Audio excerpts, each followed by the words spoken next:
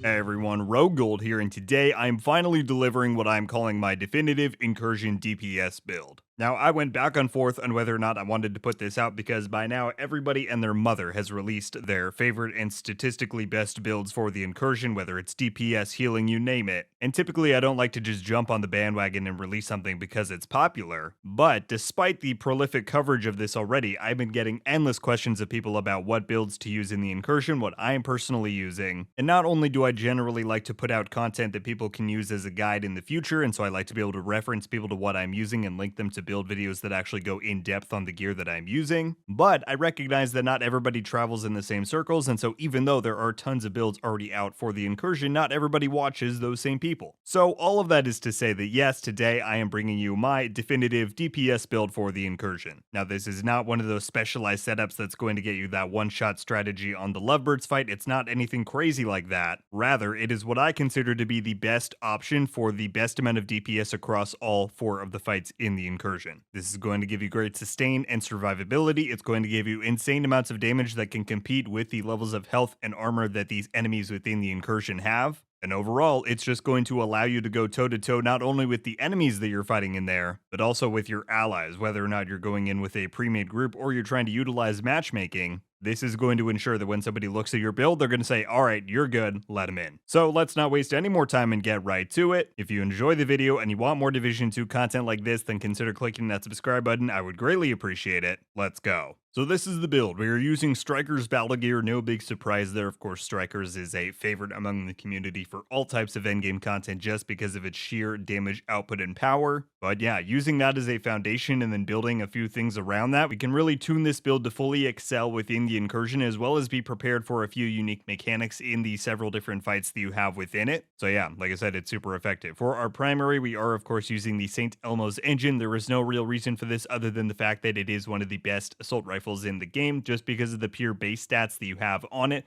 whether it's its RPM, handling, mag size, the mods that you get those insane crit bonuses. It's too damn good. What can I say? And the fact that the talent does shock enemies does come in very useful here when the enemies are so lethal, when they deal so much damage and are so tanky. Having that shock so frequently does really help out. I have re-rolled mine to get damage to targets out of cover, so if you're able to do that as well, that would be good. If you don't have the St. Elmo's, it is not a necessity. I would then recommend a high-end AR, something like a FAMAS, a Police M4, something of that variety. But if you do have the Elmos, I would say definitely use it. For your secondary, I highly recommend an ACS-12 shotgun that's going to allow you to build up your striker stacks very quickly and very effectively. And if you do have one, I cannot recommend more that you use the lefty named ACS-12 shotgun. What this comes with is Perfect Sledgehammer. Now that talent allows you to give enemies a mark when you damage them with a grenade that allows them then to take 40% more damage from all allies on your team. And I don't want to go so far as to say that it is a necessity, but it will make your life so much easier on the right and Lovebirds boss fights if you use something like this to allow your team to take your damage thresholds to the next level. And so because you're able to pair the Perfect Sledgehammer talent on a gun that you already need to build your striker stacks like the ACS-12, it's a perfect combination, so use this. If you don't have it, then use something like the Rock and Roll or just a regular ACS-12 and you'll be good to go. And then for your sidearm, totally up to you. I use the Orbit like on most of my builds.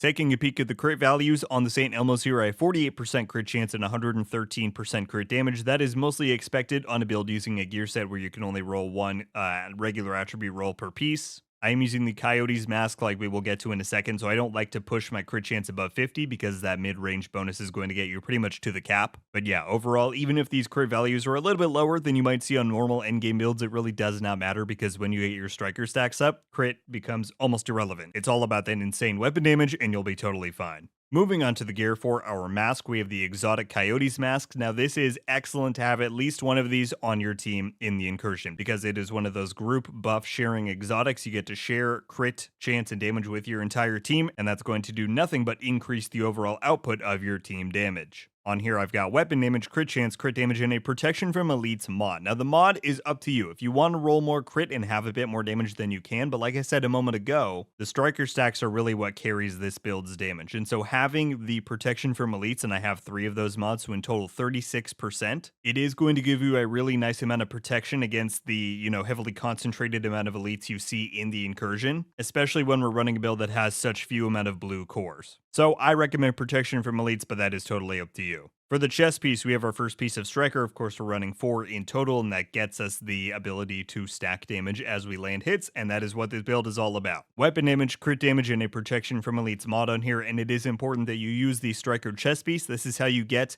the amplification talent called Press the Advantage. It takes your total stack value from 100 to 200, which, yeah, doubles the amount of damage that you can build up from Striker, and like I said, building up as much of those stacks as possible is how you're going to excel within these boss fights. For the holster, another piece of Striker, weapon damage and crit chance on there. For the backpack, Strikers, once again, weapon damage, crit damage, protection from elites mod, and again, we are using this to get the amplification talent from here, which is called Risk Management, and it increases each stack of Striker's gamble from 0.65% to 1% damage. On paper, maybe that doesn't sound like a lot, and you're thinking, oh, I should use something like the Memento instead, but trust me, when you're getting those 100 extra stacks from the chest piece, and they're at a 1% value, 200% weapon damage is quite literally unbeatable. Striker is the only set, to my knowledge, that can get that amount of damage at that kind of a return. And so again, because the stacks are really all we care about here, having as much out of them as we can is what's best. And so I highly recommend both the chest piece and the backpack here. And the gloves, our final piece of Striker, we have armor and crit chance. You can go 6 reds if you want to. I like just having that little extra bit of armor on my build, and I think it helps out in those fights like during the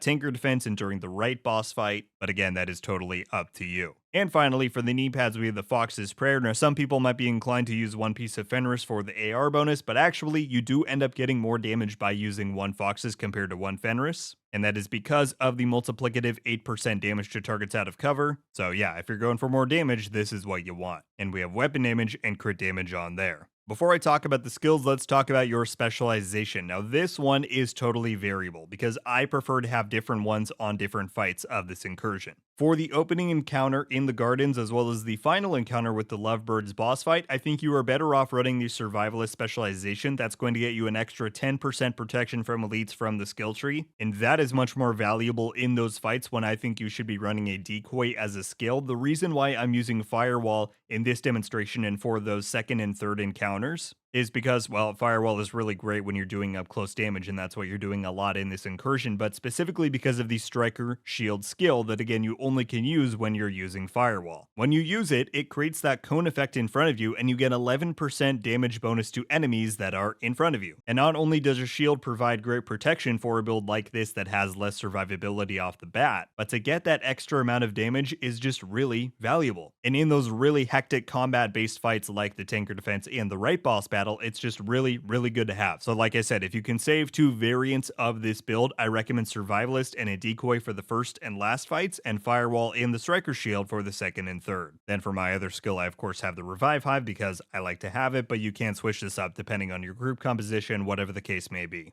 So there you have it, everybody. Like I said, an absolutely top-tier DPS build for the Paradise Lost Incursion. I think everybody knows how strong Striker is, but giving it these modifications and tunings to specifically alter it for the Incursion makes it really lethal and they're really effective. And yeah, not much to say other than it is going to get the job done, so I hope you enjoy it. I'm going to let some more uninterrupted gameplay go after this so that you can see it in action, but if you have any thoughts, questions, things you would change about the build, do of course let me know down below. And let me know what you've been using in Paradise Lost. Of course, this is not the only option, it's just one that I think a lot of people are going to stick well to and one that obviously works super well. But yeah, let me know all of it down below. That is going to do it for me today, everybody. Thank you all so much for watching. I'll see you in the next one. RogueGold. Ow.